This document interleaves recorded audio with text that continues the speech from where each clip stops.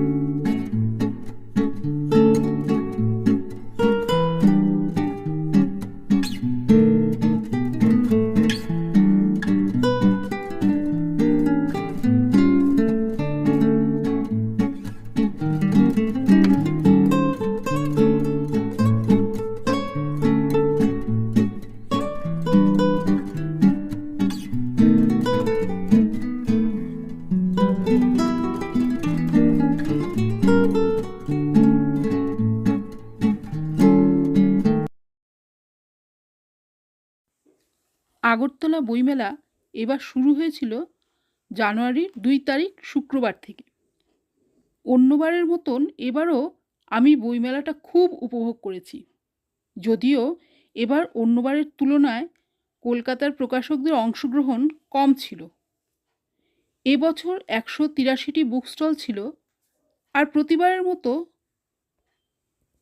কলকাতা, দিল্লি এবং গৌহাটির প্রকাশকরা বিপুল পুস্তক সম্ভার নিয়ে হাজির হয়েছিলেন। প্রতিবারের মতোই বইমেলাতে গিয়েই আমি প্রথমে দেব সাহিত্য কুটিরের বুক স্টলে হাজির হলাম। ছোটবেলা থেকেই দেব সাহিত্য কুটিরের বুক স্টল আমার কাছে ভীষণ পছন্দের।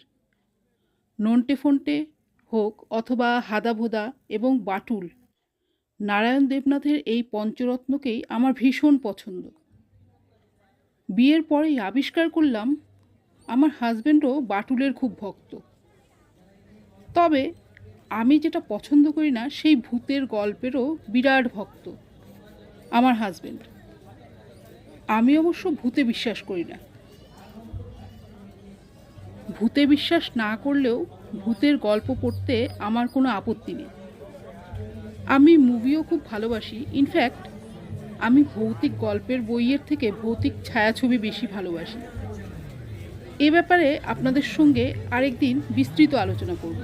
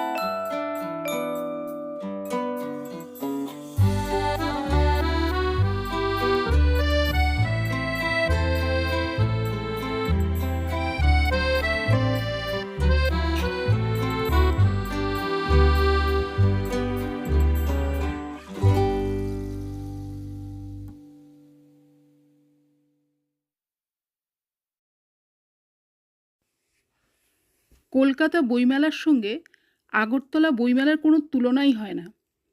এবার কলকাতা বইমেলাও জানুয়ারিতে শুরু হওয়াতে অনেক প্রকাশকরাই তাদের পুস্তক সম্ভার খুব সীমাবদ্ধ রেখেছেন। আপনারা যারা কলকাতা বইমেলায় যান তারা একবার দেখলেই বুঝতে পারেন যে আগরতলা বইমেলাতে বুক স্টলগুলো অনেক ছোট এবং বইয়ের স্টকও অনেক কম। আসলে ৪৫ বছর পরেও আগরতলা বইমেলা কলকাতা বইমেলার কাছাকাছি যেতে পারেনি। একথা অবশ্য স্বীকার করতেই হবে যে কলকাতার বাইরে আগরতলা বইমেলা বাংলা বইয়ের সর্ববৃহৎ বিপণী হিসেবে পরিচিত। আমার অভিজ্ঞতা থেকে বলতে পারি যে বর্ধমান, শিলিগুড়ি অথবা গৌহাটির বইমেলার থেকেও আকর্ষণীয় বইমেলা হয় আগরতলায়। তুলনাটা এজন্যই করছি যে বর্ধমান, শিলিগুড়ি অথবা গৌহাটি আগরতলা থেকে বড় শহর, কিন্তু একটা বাঙালি প্রধান রাজ্যের রাজধানী হওয়ার গৌরব আগরতলার আছে। আর ত্রিপুরার মহারাজারা বহু বছর ধরেই বঙ্গ সংস্কৃতির গুরুত্বপূর্ণ পৃষ্ঠপোষক ছিলেন। বিশ্বকবি রবীন্দ্রনাথ ঠাকুর বহুবার আগরতলায় এসেছেন এবং এই শহরে বসেই তিনি রাজর্ষির মতন অমর সাহিত্য কীর্তি রচনা করে গেছেন। ত্রিপুরার মহারাজার দেয়া ভারত ভাস্বর উপাধিতে সম্মানিত হয়েছেন কবিগুরু রবীন্দ্রনাথ ঠাকুর। আর শান্তিনিকেতনে বিশ্বভারতী স্থাপনের সময়ও ত্রিপুরার মহারাজা অনেক অনুদান আর উপহার দিয়েছিলেন। ত্রিপুরার সঙ্গে বাংলা সাংস্কৃতিক জগতের সম্পর্ক অনেক দিনের।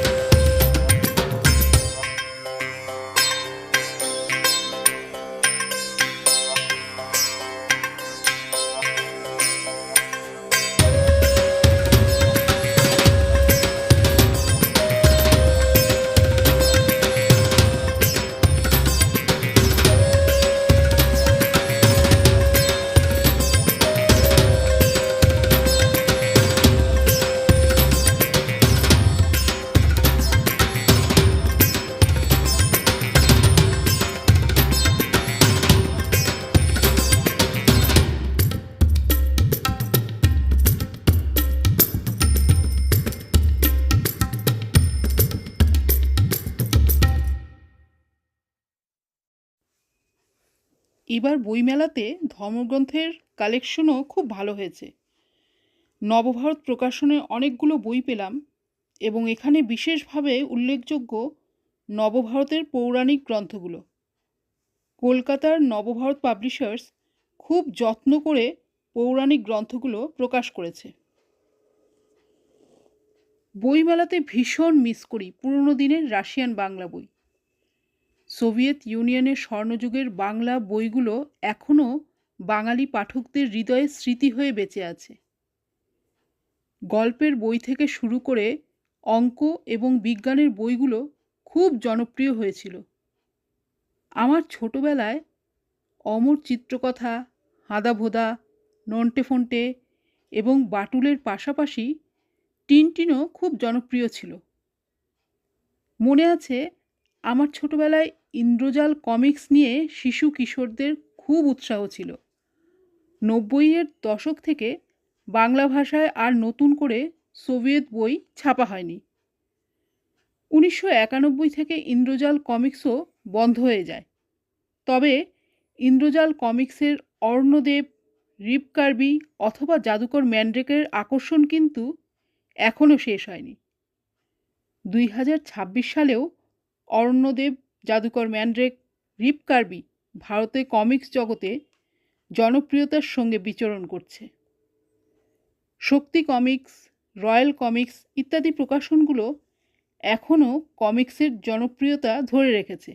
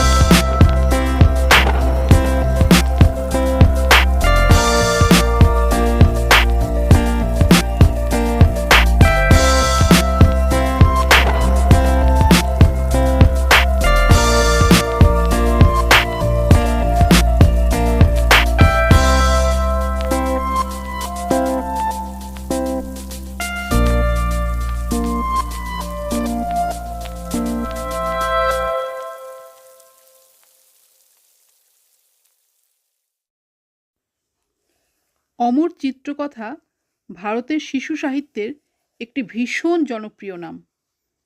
অনন্ত পাই সাহেবের এই অমর সৃষ্টি শিশু সাহিত্যের জগতে ভারতবর্ষে একটি ঐতিহাসিক বিপ্লব এনেছে।